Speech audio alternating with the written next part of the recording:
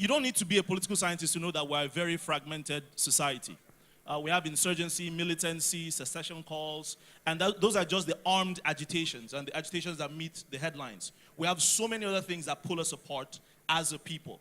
What do you think is possible for us to heal as a nation? Not just cover the issues, not just to cover and move on. I'll start with you, Honorable Rep. What do we need to heal as a nation to make sure that the values that have torn us apart these 57 years are actually addressed, not just sweeping them under the carpet?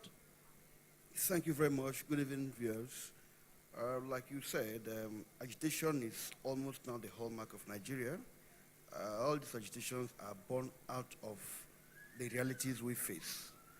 All we need to do, and what we must honestly do, is to sit down, look at the reasons for agitations, and put them right. And that will be the Project Nigeria is cracking, still longer standing, so we need to reinforce it by restructuring the system and give it a look and make sure that every segment is recognized. We must restructure Nigeria for a great efficiency and equity and justice. Otherwise, the agitation will continue. All right. Buki, I come to you. The Honorable Representative is saying we should sit down. How do we sit down? Apart from all of us congregating in Eagle Square. Where can we have these honest discussions actually address the issues, whether you want to call it restructuring or refurbishing or whatever label you want to slap on it? How do we sit down to address these issues?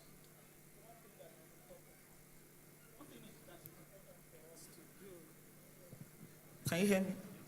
Okay, it's working now. I think one thing that is important for us to do is not to shy away from the problems and not sweep things under the carpet.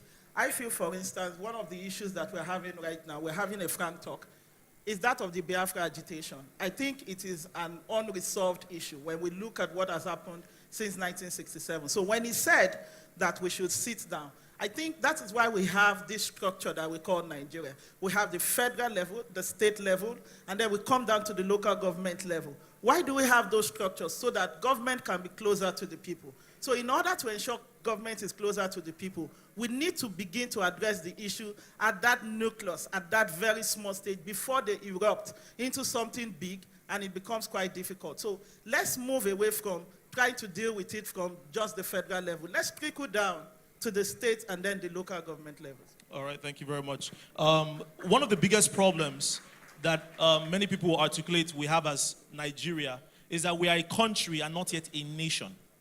We have the Idoma nation, the Igbo nation, the Shekiri nation. Recently I was at an event talking about unity in the face of disunity. And all I heard were Ijo, Igbo, Hausa, Ududwa, all of them agitating for their own personal grievances. And nobody was speaking about the nation Nigeria. Chidi, how do we forge that concept and that identity of being a nation? Thank you, Ofi, and good evening, everyone. I think that, first of all, we need to understand the way human beings are. The issue of agitation is a normal reaction when people feel disconnected from the center. People will always look for a source of security. So when there's no sense of belonging, they will congregate around a place, either a culture, an environment, or something that gives them that sense of security. Now, you talked about us moving from a country to a nation. Of course, this is a country because it's a political arrangement. So, and that's one of the problems. So what we have on ground is like an amalgamation of different interest groups, each one contending to take what they think belongs to them. And that can never work. It doesn't matter how you do it, it will not work. So we want to move from this place as a country, go into a nation. How is that going to work? Is that we must form a single ideology. We must have a singular purpose of what this country stands for. So, and what is it that every Nigerian is trying for? What is it that I want? What is it you want? We all want justice. It's as simple as that. We all want justice. So, I think we've sat down too long. It is time for us, Nigerians, to stand up and start to talk about that justice. We must redefine what we want as a people. Thank you very much. All right, thank you. I'll come back to you, Buki. You've been very involved in the Bring Back Our Girls, Adopt a Camp. Someone was asking me one day, her name is Buki, but is she from the Northeast? Because she's always talking about issues in the Northeast. Civic participation is something that's not foreign to you. Why do you think Nigerians avoid civic participation? Just to give another illustration, the other day on my radio show, somebody called to complain about healthcare facilities where he's from in Ogoja, in Calabar, in Cross River State. And when we asked him, why doesn't he write letters? Why doesn't he engage with his representatives, his state governor? He said, we can't do anything. We are just the low, he actually said on radio, we are actually the low lives. It's the senators and the people in power that actually will do something about it. So how do you think we can end this concept of we being powerless, not being able to engage with civic authorities?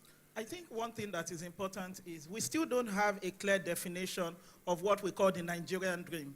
If you ask everybody here, what is the Nigerian dream? Everyone has one perspective or the other. In fact, somebody asked that question and someone answered and said, the Nigerian dream is my own dream, and it is that I want to check out of this country and just go away. That is his own perspective of the Nigerian dream. So I think we need to collectively define that Nigerian dream. But beyond that definition, we need to collectively agree that this is a dream that we want to all follow. So in terms of civic engagement, people are cut off from when it comes to we playing our role because we still say it is the government's responsibility. But what is democracy? Democracy is the government of, for, by. So until we begin to understand that democracy only works when the people also place their role, we continue to push that responsibility on the government. And that is why we keep saying it is the government's responsibility. Yes, by section 14, subsection 2, government has that primary responsibility to cater for the welfare of the people. But hey, it will work only when you and I play our role. Chidi, before I come back to the honorable representative, I also want to bring this civic engagement aspect to you. You spent a lot of time in the United States. You've also been very active since you got back to Nigeria. What is it that is the concept that drives you?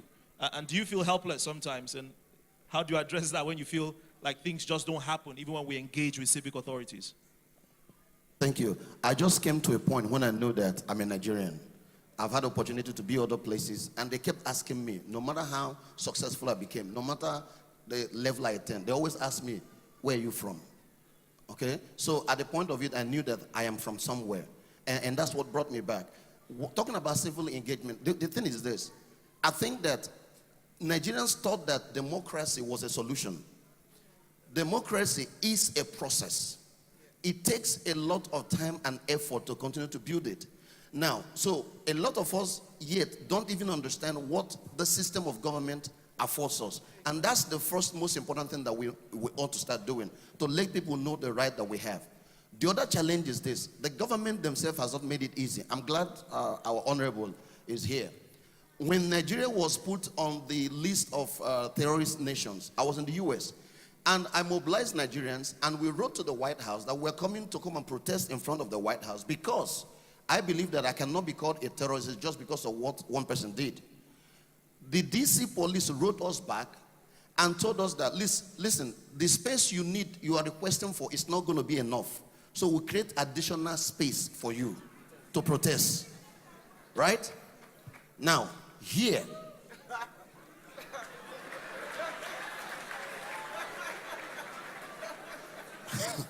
So, that is why I started to tell people, we must be inventive in the way we do things. Must we always, yes, we can go outside the protest, but we have technology. We have the social media. It's easier for me to mobilize 50,000 people, 100,000 people online than try to gather them and march out on the street when the person I'm protesting against will simply go and share 500 naira to another group. So it becomes pro and cons. So I'm shouting up, they are shouting down. And because they have more money, they get the media involved, they get everybody involved. At the end of it, my voice is down. So we must start to think creatively. How do we get our people involved? I am all for protest, but we must know that there are many forms that we can do it. All right, thank you very much. Can we all lift our hands and just pray that the time comes when police will tell us they want to give us more space for protest? And the church said, Honorable Rep, many people, many citizens will point to positional leaders as being part of the problem of Nigeria. And recently I was having a talk with a couple of people, and while there's a lot of cause to look at positional leadership as part of the blame, lots of times it isn't always that way. That sometimes in a democracy, things will just take time. So how do you react to the position when people want to just point at positional leaders as Nigeria's problem, as if it's just a one-off? Well, definitely our leaders, I cannot say they're angels, but we get what we want. So the people get the leaders we want? Yes, because like my colleague here said, people do not exercise their rights. Of course, I'll even begin to say that we don't have true democracy in Nigeria. It's a known thing. If you ask somebody here, for example, come to a police station, he's in a hurry to leave. He wants to do what the policeman wants him done. He wants to give him money to leave. Why? Why not say no? If you think you have leaders that are not doing well, why won't we mobilize against them? Why not speak out? Those people that are giving 500 and that are immobilized to shout up are also Nigerians. So there's also a counterfeit of everything we want to make proper, which is not good. So I think that we should begin to educate the civic people to take up challenges, to rise up to the challenges, and to begin to speak with one voice. We begin to say exactly what we think leaders are not doing right. But I think there's a systematic failure in our Nigerian system. The government had failed in the primary responsibility with the aid of the people that put them in power. That is just a simple thing. We have just two more questions, and I'll start with you, Honorable. The church and social engagement or civic engagement, what do you think should be the role of the church in engaging civic authorities? Or should the church just stand aloof because this world is not our home? We're just pilgrims passing through. How do you react to about the relationship with the church and civic authority? Thank you very much. Each time I'm opportune to speak to a church, and I also tell them that we've prayed enough, we should start working. Faith without work is nothing. Can you imagine where everybody, count all the churches in Abuja, for example, they crowd the pool. This is my first time coming here, but I'm glad I did. If we all stand up against evil, can they stand? So when you come here and fast and pray and fast, God had answered our prayer is for us to implement it. We should be able to do something, but we are not doing it. We come here and pray, and let me also tell you, just like I've come here today, you also invite your leaders, you talk to them, and when they come, you change your sermon. In some churches, when you have them in others, you change your talk. You begin to glorify them. And when they leave, you begin to talk against them. Why not say it in their presence? Why not begin to tell them that thing before them? I mean, you enjoy some privileges. So the church, I think, must do a lot. You see, when God wants to punish a nation, he gives you an evil ruler to rule you.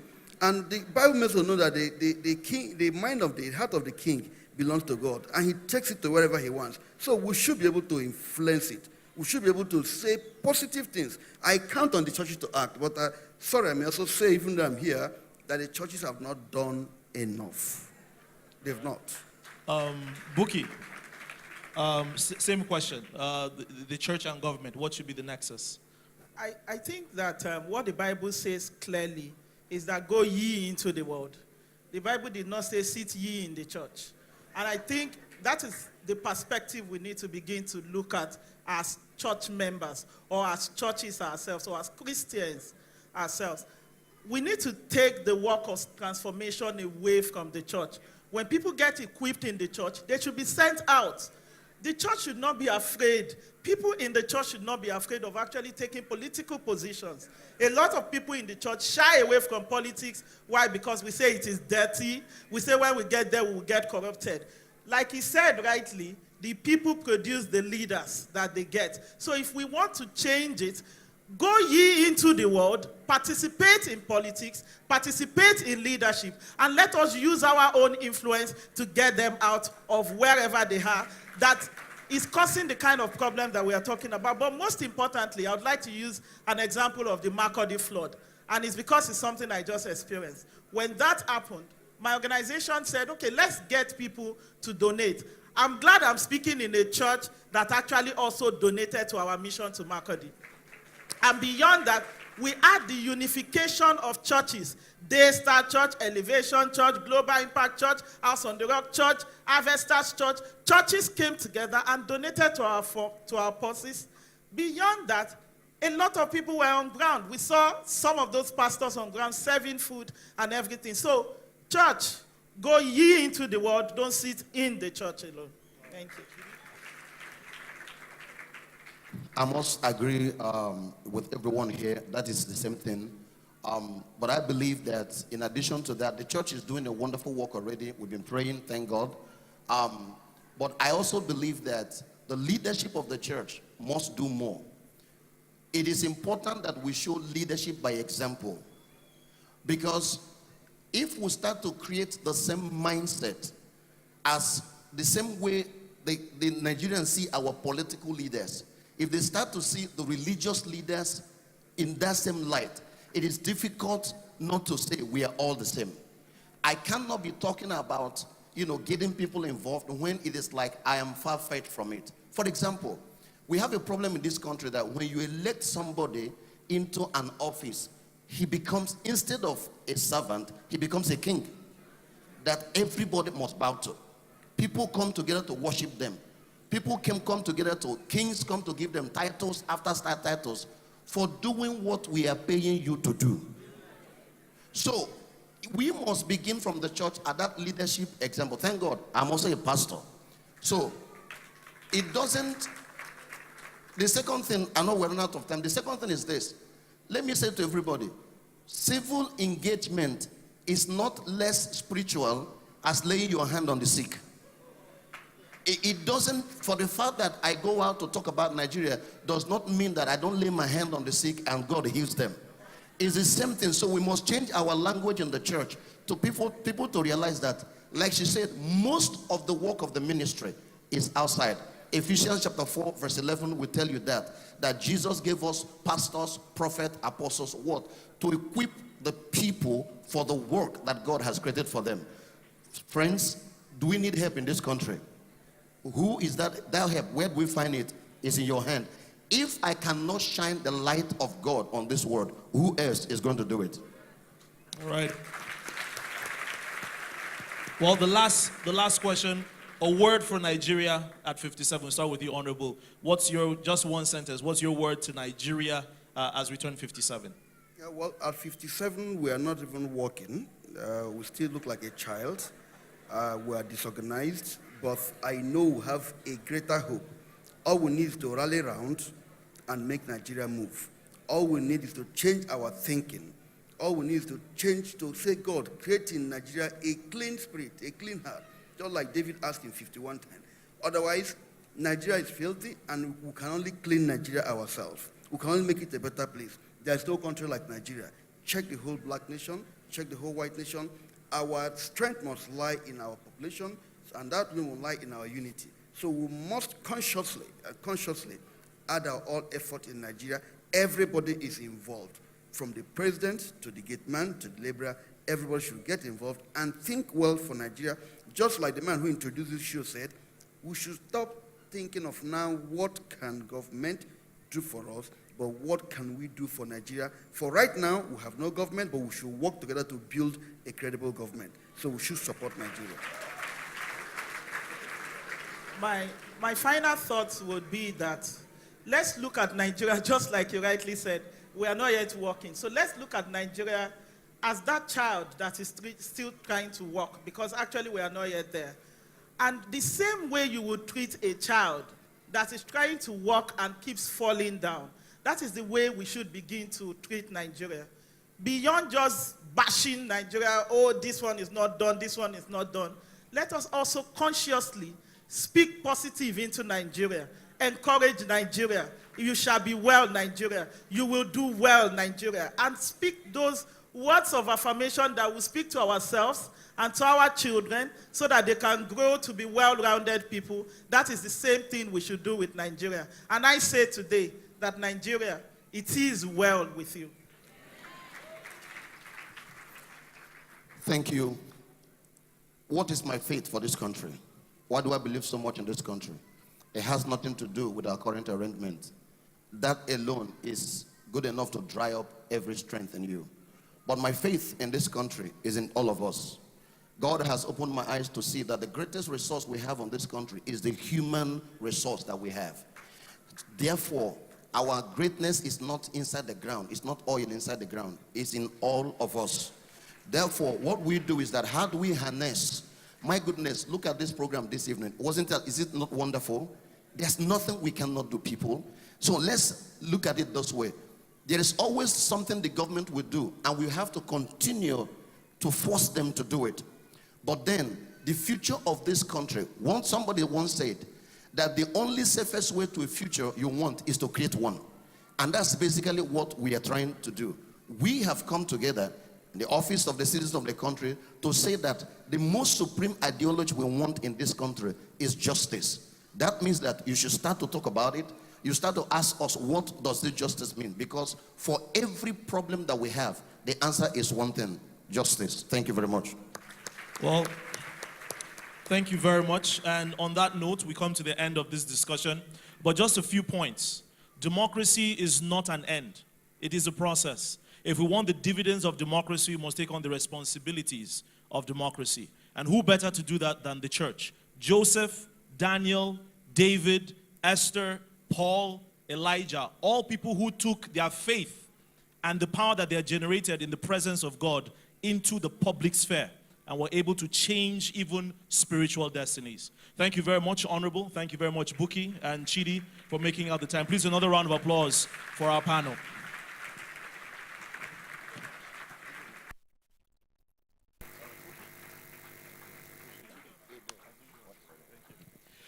Thank you very much. Please, another round of applause for them as they make their way. And to take us further in tonight's wonderful, wonderful program.